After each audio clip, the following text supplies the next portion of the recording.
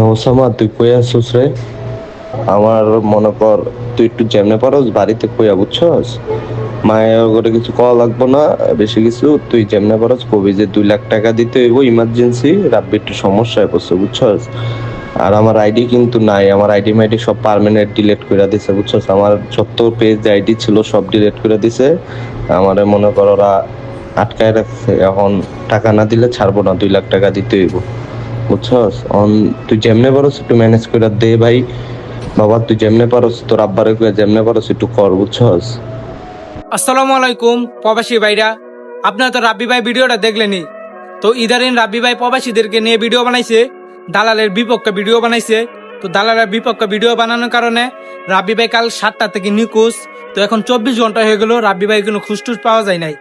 তো রাব্বি ভাই দালালের ভিডিও বানানোর কারণে রাব্বি ভাইকে আটক করছে। আটক করার পর রাব্বি ভাইতে 2 লাখ টাকা আবদার করছে, 2 লাখ টাকা দিলে তারপর রাব্বি ভাইকে ছেড়ে দিব।